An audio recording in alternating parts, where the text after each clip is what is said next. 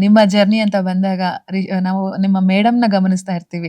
ನಿಮಗಿಂತ ಹೆಚ್ಚು ಉತ್ಸಾಹ, ಹುಮ್ಮಸ್ಸು, ನಿಮ್ಮ ಬೆನ್ನ ಹಿಂದಿನ ಶಕ್ತಿ, ನಾರಿ ಶಕ್ತಿ, ಅದು ನಿಮಗೆ ಕಾಣುವಂತಹ ದೈವಿ ಶಕ್ತಿ ಅಂತಾನೆ ಹೇಳಬಹುದು.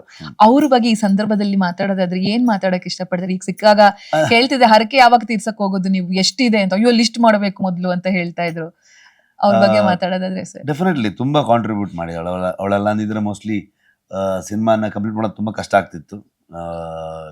ಅಫ್ಕೋರ್ಸ್ ಅವಳೊಂದು ಟೀಮ್ ಮೇಟು ಕೂಡ ಹೌದು, ಬರೀ ವೈಫ್ ಅಷ್ಟೇ ಅಲ್ಲ.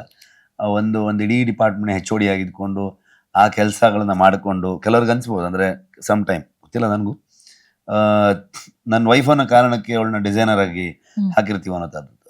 ತುಂಬ ಕಷ್ಟಪಟ್ಟು ಕೆಲಸ ಮಾಡಿರುವಂಥದ್ದು. ಆ್ಯಂಡ್ ಒನ್ ಆಫ್ ದ ಒಂದು ಒಳ್ಳೆ ಡಿಸೈನರ್, ಒಂದು ಕಥೆಯನ್ನು, ಯಾಕಂದರೆ ನನಗೆ 3ನೇ ಸಿನಿಮಾ ಅವಳ ಜೊತೆಗೆ ನಾನು ಕೆಲಸ ಮಾಡಿದೆ. ಸರ್ಕಾರಿಗೆ ಒಳ್ಳೆ ಕಾಸ್ಟ್ಯೂಮ್ ಡಿಸೈನರ್ ಆಗಿದ್ಲು, ಮಕ್ಕಳದೆಲ್ಲವನ್ನ ಕಾಸ್ಟ್ಯೂಮ್ ಪ್ಲಾನ್ ಮಾಡಿದ್ದಾಗ್ಬೋದು, ಚಾರ್ಲಿಗೆ ಒಳ್ಳೆ ಕಾಸ್ಟ್ಯೂಮ್ ಡಿಸೈನರ್ ಆಗಿದ್ಲು, ಆ್ಯಂಡ್ ಕಾಂತಾರ ಚಾಪ್ಟರ್ 1.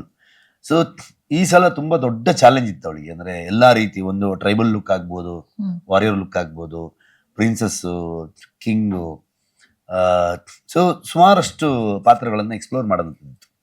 ಸೊ ಹಾಗಾಗಿ ಅದನ್ನೆಲ್ಲವನ್ನ ತುಂಬ ಚೆನ್ನಾಗಿ, ಸ್ಪೆಷಲಿ DOP ಅರವಿಂದ್ ಕಶ್ಯಪ್, ಅವನು ಏನು ಅಂದರೆ ಲೈಟಿಂಗ್ ಹೆಂಗೆ ಮಾಡ್ತಾನೆ, ಕ್ಯಾಮ್ರಾದ ಮೂಮೆಂಟ್ಸ್ಗಳು ಹೆಂಗೆ, ಬ್ಲಾಕಿಂಗ್ ಹೆಂಗೆ ಹೋಗ್ತೀವಿ ನಾವು, ಇದೆಲ್ಲ ಏನಂತ ಐಡಿಯಾಸ್ ಇರುತ್ತಲ್ವ, ಅದ್ರ ಜೊತೆಗೆ ರಿಲೇಟೆಡ್ ಆಗಿರುತ್ತೆ. ಕಾಸ್ಟ್ಯೂಮ್ ಯಾವ ಕಲರ್ ಪ್ಯಾಲೆಟಲ್ಲಿ ಹೋಗಬೇಕು, ಯಾವ ಕಲರಲ್ಲಿ ಇರಬೇಕು ಕಾಸ್ಟ್ಯೂಮ್ಸು, ಯಾವ ಟೆಕ್ಸ್ಚರು, ಮೆಟೀರಿಯಲ್ ಏನು ಯೂಸ್ ಮಾಡಬೇಕು, ಜೊತೆಗೆ ಸೇಮ್ ಟೈಮ್ ಪ್ರೊಡಕ್ಷನ್ ಡಿಸೈನರ್ ಕೂಡ ಅಷ್ಟೇ ಇಂಪಾರ್ಟೆಂಟ್ ಆಗ್ಬಿಡ್ತಾನೆ, ಬೆಂಗ್ಲೋನ್ ಅಂತ ಅನ್ಕೊಂಡು. ಸೊ ಒಂದು ಪಾತ್ರವನ್ನ ಇಲ್ಲಿ ಇಟ್ಟಿದ್ದೀವಿ ನಾವು ಅಂತಂದ್ರೆ, ನನಗೆ ಆ ಪಾತ್ರ ಏನು ಹೇಳಬೇಕು, ಥ್ರೂ ದಟ್ ಕ್ಯಾರೆಕ್ಟರ್ ಕಾಸ್ಟ್ಯೂಮ್ ಏನಿರಬೇಕು, ಬ್ಯಾಕ್ ಗ್ರೌಂಡ್ ಹೆಂಗ್ ಕಾಣಿಸ್ಬೇಕು, ಹಿಂದ್ಗಡೆ ವಾಲ್ ಕಲರ್ ಆಗ್ಬೋದು, ಹಿಂದೆ ಇರೋ ಬಿಲ್ಡಿಂಗ್ ಆಗ್ಬೋದು, ಏನೇ ಎಲಿಮೆಂಟ್ ಬಂದ್ರು ಕೂಡ ಅದೆಲ್ಲವೂ ಕೂಡ್ಕೊಂಡು ಸಿನಿಮಾಟೋಗ್ರಫಿಯಲ್ಲಿ ಅದೊಂದು ಕಾಂಪ್ಲಿಮೆಂಟ್ ಮಾಡಬೇಕು. ನನಗೆ ಅದೆಲ್ಲದರಿಂದ ಆಚೆಗೆ ಆ ಕತೆ, ಆ ಫ್ರೇಮು ಹೇಳಬೇಕು, ಆ ಪಾತ್ರನೂ ಹೇಳಬೇಕು, ಅಲ್ಲಿ ನಡೆಯುವಂತ ಸನ್ನಿವೇಶನೂ ಹೇಳಬೇಕು. ಸೊ ಹಾಗಿರುತ್ತೆ. ಇದಕ್ಕೆ ಒಂದು ಟೀಮ್ ಆಗಿ ಕೆಲಸ ಮಾಡಿರೋದು ತುಂಬಾ ಅದ್ಭುತ ಇವರೆಲ್ಲರೂ, including my co writer. And personally ಮಕ್ಕಳು, ಬೇಬಿ ಅಂದ್ರೆ ರಾಧ್ಯ ಕಾಂತಾರದ ಟೈಮಲ್ಲೇ ಅವಳು ಹುಟ್ಟಿ ದೊಡ್ಡಳಾಗ್ತಾ ಹೋದ್ಲು, ಇನ್ನೊಂದು ಕಾಂತಾರಕ್ಕೆ ಈಗ ದೊಡ್ಡ ಹುಡುಗಿ ಆಗಿದೆ, ಅಂದ್ರೆ 3-4 ವರ್ಷ ಆಗಿದೆ.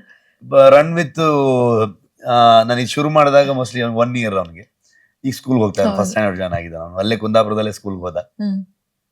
ಇದೆಲ್ಲವನ್ನ ನಿಭಾಯಿಸ್ಕೊಂಡು ಮಾಡ್ಕೊಂಡು ಹೋಗೋದು ತುಂಬಾ ಕಷ್ಟ. ಜೊತೆಗೆ ನಮ್ಮ ಶೂಟಲ್ಲಿ ಆಗ್ತಿದ್ದಂತ ಇದೆಲ್ಲ, ಈ ರಿಸ್ಕಿ ಸೀಕ್ವೆನ್ಸ್ಗಳು ಇದೆಲ್ಲ ಇದ್ದಾಗ ಅದಕ್ಕೆ ಕಂಟಿನ್ಯೂಸ್ಲಿ ಹರಕೆ ಹೊರತಾ ಇದ್ಲು.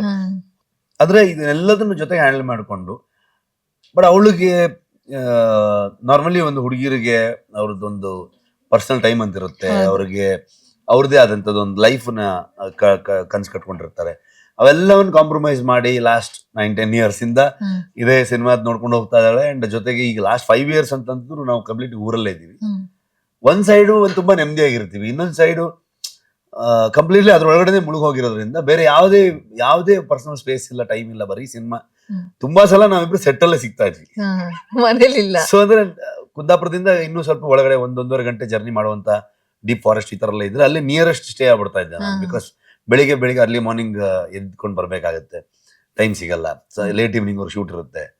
ಸೊ ಅದೆಲ್ಲವನ್ನ ಸಹಿಸ್ಕೊಂಡು ಕಂಪ್ಲೀಟ್ಲಿ ಅವಳನ್ನ ಅದಕ್ಕೆ ಅರ್ಪಿಸ್ಕೊಂಡು ಕಾಂಟ್ರಿಬ್ಯೂಟ್ ಮಾಡಿದ್ದಿದೆಯಲ್ವ. ಜೊತೆಗೆ ಅದೆಲ್ಲ ಒಂದು ಪಾಸಿಟಿವ್, ಯಾರೋ ಒಂದು ಸ್ತ್ರೀ ಶಕ್ತಿ ಅಂತ ಹೇಳ್ತೀವಲ್ಲ, ನಾರಿಯ ಶಕ್ತಿ. ಸೊ ಅದೊಂದು ಅದ್ ಬೇಕು ಅಂತ ಅನ್ಸುತ್ತೆ ಯಾವತ್ತು, ಅದಿಲ್ಲ ಅಂದ್ರೆ ಅದು ಕಂಪ್ಲೀಟ್ ಆಗಲ್ಲ. ಮತ್ತೆ ಅದೊಂದು ತುಂಬಾ ಒಂದು ಪಾಸಿಟಿವ್ ಎನರ್ಜಿ ಫೀಲ್ ಕೊಟ್ಟಿರೋಂಥದ್ದು.